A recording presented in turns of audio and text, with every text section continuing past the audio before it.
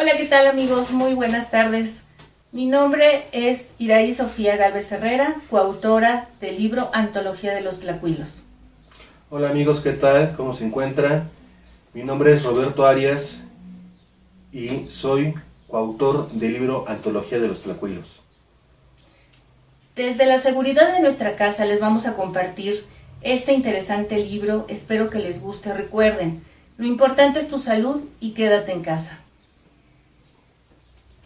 Muy bien, yo les voy a compartir cómo comienza este proyecto.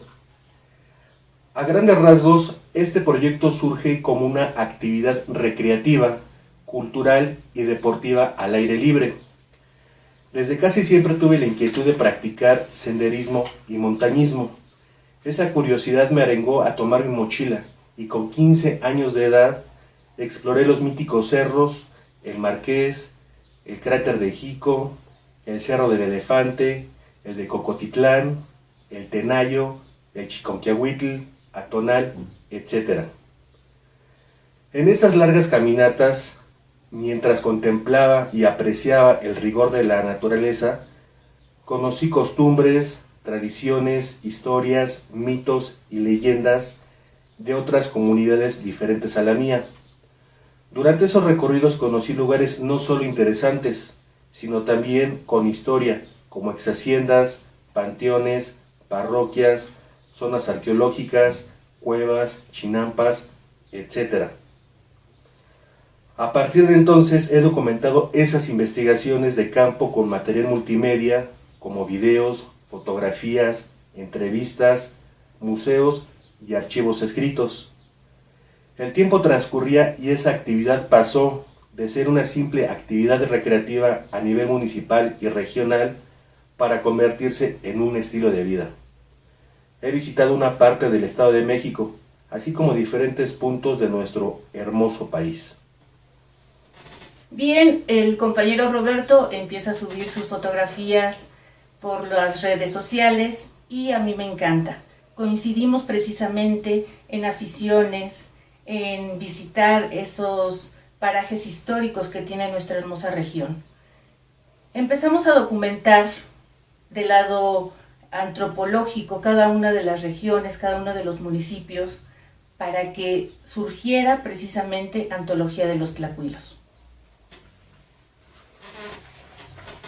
Muy bien.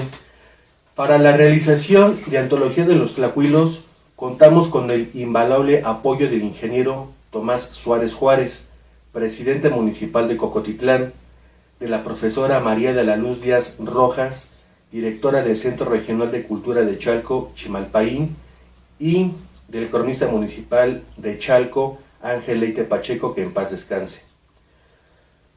Antología de los Tlacuilos es una compilación acerca de historias, mitos y leyendas de tradición oral de la región 1, la cual se integra por 13 municipios, que son los siguientes: Amecameca, Atlautla, Ayapango, Chalco, Cocotitlán, Ecatzingo, Juchitepec, Ozumba, Temamatla, Tenango, Tepetlixpa, Tlalmanalco y Jico. ¿Cuáles son los objetivos de este libro? En primer lugar, es promover la lectura entre la población en general, rescatar ese patrimonio cultural intangible que tenemos en esta región de los volcanes, detonar el turismo responsable en esta región. Tenemos muchísimos centros arqueológicos que tenemos que descubrir, pero también tenemos la obligación de cuidar. Fomentar en nuestra identidad el amor a nuestra patria, a nuestros lugares, a nuestra comunidad. Es rescatar esa identidad histórica. Ese es parte del propósito de este libro. Muy bien, lo que la gente dice. Las siguientes historias, mitos y leyendas de tradición oral que les vamos a narrar son una compilación que nos compartieron las personas que entrevistamos y están expresadas como nos las narraron. Es lo que la gente dice. Cada texto expresado en el libro está entrecomillado y con la palabra sic. Es un adverbio latino que se utiliza en los textos escritos para indicar que la palabra o frase que lo precede es literal o textual, aunque sea o pueda parecer incorrecta. Proviene de la frase latina sic erat scriptum, que significa así fue escrito o así fue dicho. Cabe aclarar que en este libro no promovemos ningún culto o idea hacia el fenómeno paranormal o sobrenatural. Abordamos los temas desde el aspecto antropológico y etnográfico. ¿Qué significa tlacuilo? La palabra tlacuilo deriva del náhuatl y significa el que labra la piedra o la madera, el que escribe pintando, o sea, el que practica la pictografía, lo que llamamos hoy pintor, escritor, historiador o cronista. Los tlacuilos se encontraban bajo la protección de la deidad Xochiquetzal. Bien, amigos, a continuación les vamos a narrar historias fantásticas, historias de misterio, de cada uno de los capítulos, de cada uno de los municipios del libro Antología de los Tlacuilos. Espero que les guste. Los leones de Amecameca. Las 4 imponentes figuras de los leones que actualmente se encuentran en sus pedestales en el centro del parque de Amecameca, procedente de la antigua hacienda de Chapingo, y son obra de la fundidora de arte francesa Valdeosne. Los errantes leones de Chapingo fueron extraídos en los días violentos de la Revolución, cuando un puñado de valientes campesinos que se habían sumado a las filas del caudillo del sur, el general Emiliano Zapata, derrotaron a las tropas carrancistas. En ese entonces, los leones fueron bajados de sus respectivos pedestales y trasladados en el ferrocarril interoceánico hacia la población de Amecameca. Se dice que Trinidad Tenorio, oriundo de la ciudad de los volcanes, fue quien se encargó de realizar el traslado en compañía de otros revolucionarios. Los graniceros son personas a las que les ha caído un rayo y no mueren. La cantidad de energía que los golpeó hace que en su interior se les abran unos puntos energéticos conocidos como chakras, los cuales les dan a estas personas el poder de comunicarse con los animales, flores y hasta con el volcán Popocatépetl. Estas personas, también llamadas tlaucashquis, adquieren otras cualidades como curar de espantos, detener tormentas o granizadas cortándolas, con la hoz o el machete, o quemando cosas que hayan sido bendecidas. A diferencia de los tlaucashquis, los mahuentiquis detienen o desvían las tormentas con el sombrero, pero siempre diciendo palabras en náhuatl.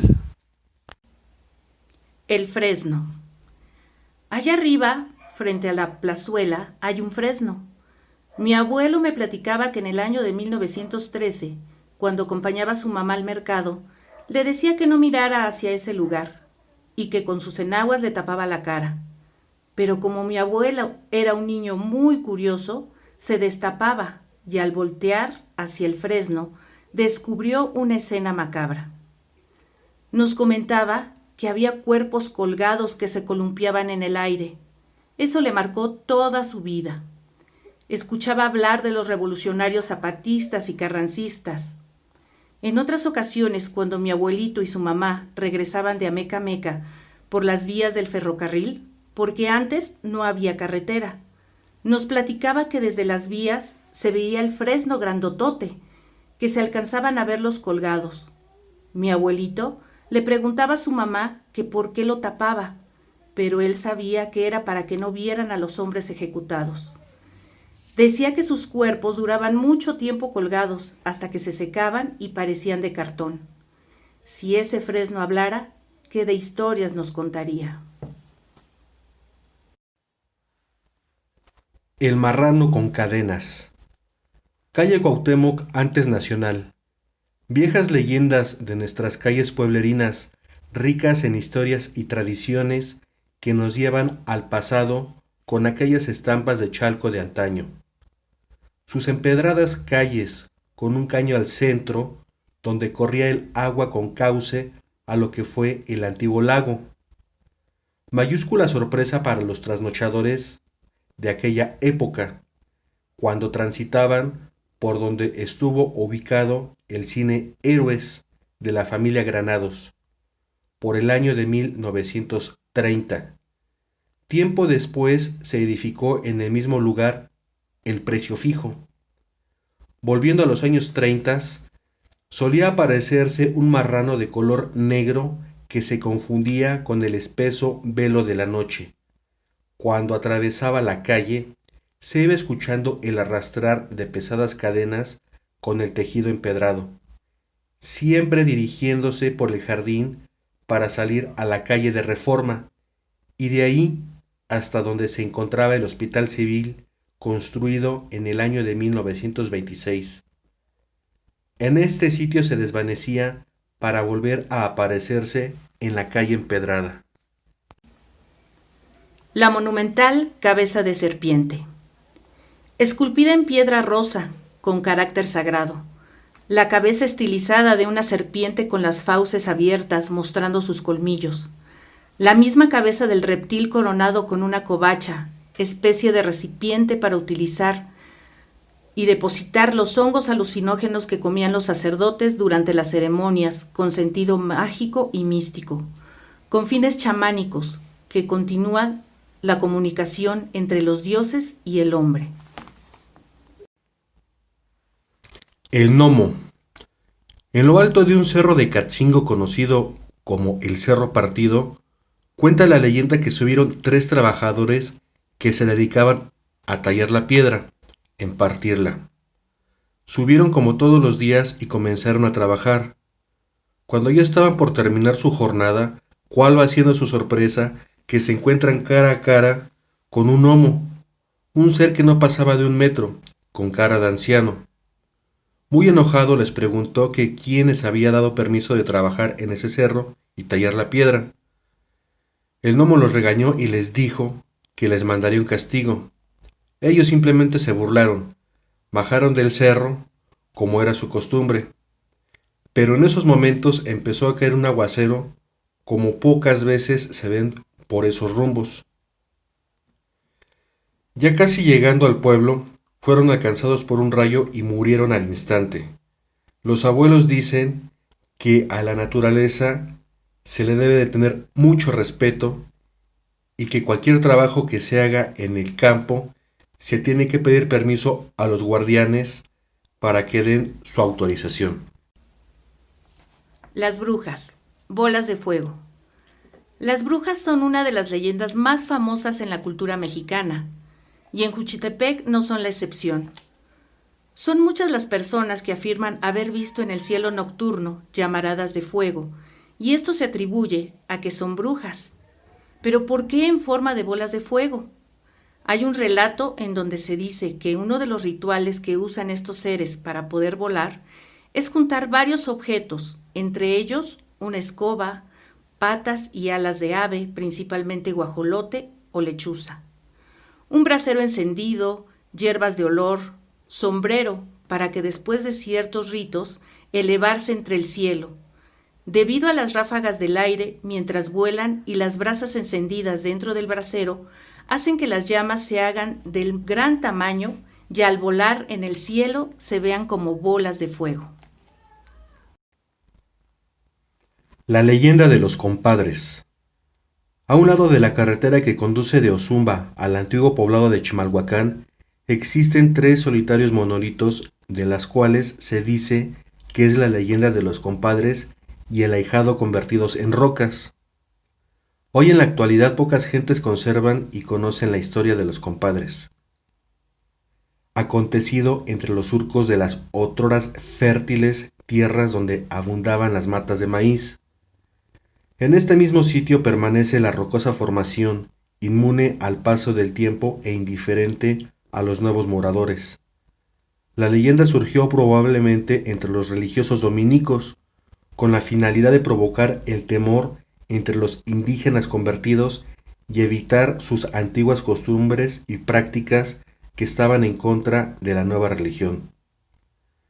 De acuerdo a la leyenda, cuando la comadre y el compadre se dirigen caminando rumbo a la iglesia de Chimalhuacán por el camino que conduce de Ozumba a Chimal para asistir a misa, de pronto fueron tentados por el demonio que merodeaba por esos parajes y les insinuó que cometieran el pecado carnal.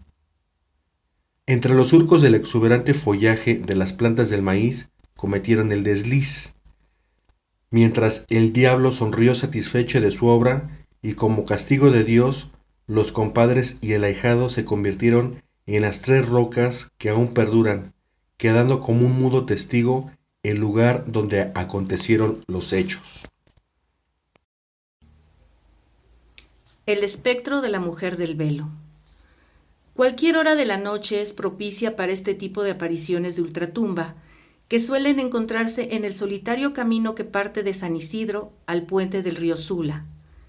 Trémulos de miedo, 3 elementos de la Policía Municipal de Chalco, cuando regresaban de la población de Santiago Sula a bordo de una unidad de la misma corporación, la sorpresa de su vida cuando inesperadamente surgió una figura fantasmal de un árbol de pirul que se localiza al borde del río.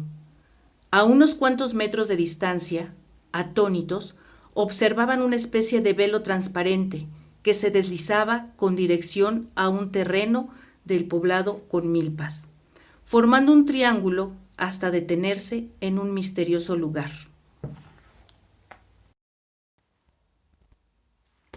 El montículo mítico de la abundancia. Figuras rústicas talladas en sólidas piedras de color rosa destellan los testimonios de otros tiempos. Ahora permanecen en el olvido ante la plena indiferencia. Los monolitos portan los elementos que se asocian a la fertilidad, que evidencia el desarrollo de un pueblo agricultor. Marcan el auge de uno de los grupos que vinieron a ocupar estos lugares, cimentando centros ceremoniales. Actualmente los lugareños lo identifican como el Cerro del Carmen. Se localiza entre Tlalmanalco y Tenango del Aire, por el camino que conduce a Chiconcóhuac o Siete Lluvias.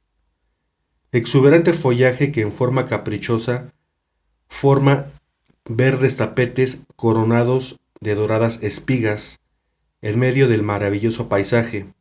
Ahí brota un montículo rocoso convertido en un antiguo centro ceremonial, donde los sacerdotes detectaron la fluidez de la energía cósmica.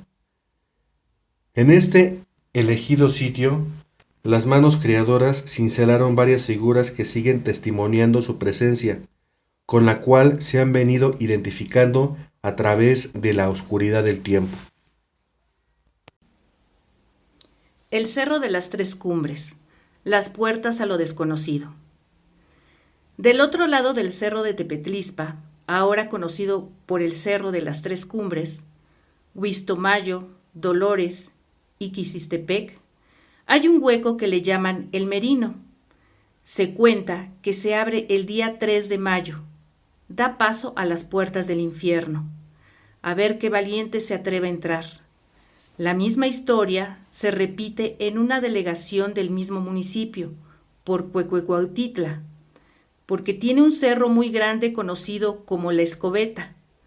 Cuenta la leyenda que ahí también se abre una cueva, pero esta hacia el paraíso. Ahí hay agua y cosas muy bellas. Los arqueólogos comentan que existen unos petroglifos llamados los Piecitos de Cristo. Es una zona arqueológica visitada por muchos creyentes. El diablo del dínamo. Desde que era niño siempre me ha dado miedo hablar del diablo, y como dicen que anda por todas partes, no se nos haga raro que algún día lo veamos en la forma más extraña que se puede imaginar. Esto que les voy a contar tiene poco que ocurrió. Fue en el paraje de las afueras de Tlalmanalco, se llama El Dínamo. Todo empezó cuando iba caminando para San Juan Atzacoaloya, y a la altura del Dínamo me topé con un niño, como de 8 años, que iba llorando. Entonces me acerqué y le pregunté por qué lloraba. Él me dijo que lo habían corrido de su casa. Entonces yo de buena gana le dije que no se preocupara, y que yo platicaría con sus papás para que lo aceptaran de nuevo. Lo tomé de la mano y nos dirigimos a su casa. Ya eran como las 12 de la noche. Me acuerdo que le dije al niño que me guiara dónde estaba su casa y me llevó por lugares muy lejanos, donde todo estaba solo. Nada más se oía el viento. La carretera y el pueblo se veían muy lejos. Entonces me dijo el niño que lo cargara, porque ya se había cansado, además de que faltaba mucho para llegar a su casa. También de buena gana me lo eché en hombros, pero a los pocos minutos me sentí demasiado cansado, ya que el niño empezó a sentirse más y más pesado. Yo le pregunté por qué pesaba más, y él me dijo burlonamente, pues porque ya estoy grande. No lo tomé en cuenta y seguí caminando, pero cada vez se hacía más y más pesado. Yo ya no podía caminar, casi mis fuerzas se habían terminado. Entonces le volví a preguntar por qué pesaba tanto y me gritó, pues porque soy el diablo. Y al voltear a ver al niño que traía en mis hombros, primero pensé que era una broma, pero lo vi transformado de una forma de animal satánico, horrible. Lo aventé para atrás echándome a correr con todas mis fuerzas. ¿Qué cosas nos guarda este pueblo? El brasero ritual de la zona arqueológica de Jico. La extraordinaria obra de arte en forma estilizada, concepto de característico ingenio de la mano creadora del sacerdote alfarero prehispánico, con origen en la zona arqueológica en lo que fue la isla de Jico. El anafre ritual representativo de Xilonen, espiga, mazorca tierna, deidad del maíz, ocupó un lugar en el adoratorio dedicado a los dioses de la agricultura y se entierra en un lugar determinado antes del inicio de la siembra. El braserillo divino representaba la tierra fecunda, productora del maíz en particular y de todos los alimentos en general. La estilizada figurilla, modelada en barro, procede de la cultura azteca, asentada al borde del lago de Chalco, correspondiente al periodo de unos 3000 a 4000 antes de nuestra era. De interesantes detalles, el anafre de Jico, representativo de Xilonen.